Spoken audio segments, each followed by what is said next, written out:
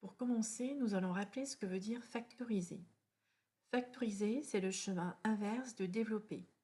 On va donc vouloir passer d'une somme à un produit. Nous allons découvrir deux approches pour factoriser une expression en reconnaissant un facteur commun. Pour le moment, l'expression G est une différence, un bloc moins un autre bloc. Elle n'est donc pas factorisée. Pour la factoriser, on va devoir la transformer en un produit.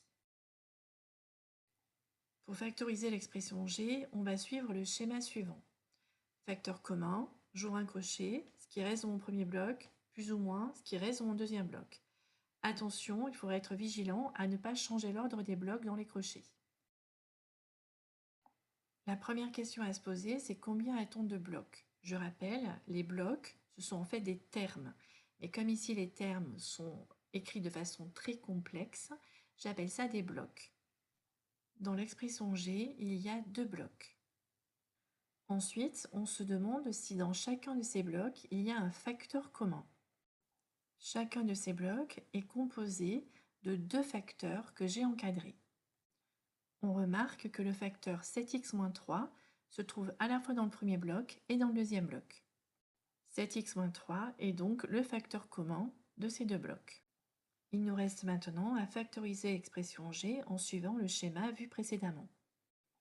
On met en facteur le facteur commun, 7x-3, on ouvre des crochets, on écrit ensuite entre parenthèses ce qui reste dans le premier bloc si on met 7x-3 en facteur. Puis on écrit entre parenthèses ce qui reste dans le deuxième bloc une fois qu'on a mis 7x-3 en facteur. Et enfin, on écrit dans les crochets le signe qu'il y avait entre les deux blocs. Il nous reste maintenant à réduire l'intérieur des crochets en supprimant les parenthèses. Dans l'exemple G, pour supprimer les parenthèses, on va devoir distribuer le signe moins à 5x et à moins 2 en appliquant la règle des signes. Ce qui nous fait moins par plus, moins 5x, moins par moins, plus 2. Reste à réduire l'intérieur des crochets en ajoutant les termes par famille. Ainsi, on obtient que G est égal à 7x-3 facteur de 3x plus 7. Grâce à cette méthode, nous avons transformé la différence en un produit. 7x-3 facteur de 3x plus 7 est la forme factorisée de l'expression G. Voici une deuxième approche pour expliquer la factorisation d'une expression en reconnaissant un facteur commun.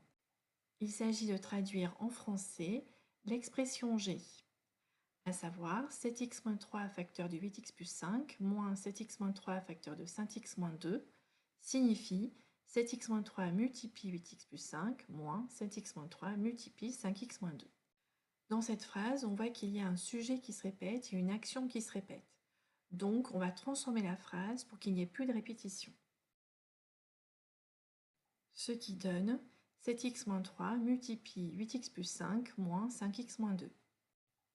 Ces deux phrases sont équivalentes. Il nous reste maintenant à traduire cette dernière phrase en mathématiques. Ainsi, G est égal à 7x-3 facteur de 8x plus 5 moins 5x moins 2. Les crochets sont obligatoires. Si on ne les met pas, 7x-3 ne multiplie que 8x plus 5. Nous retrouvons la même forme factorisée qu'avec la première approche.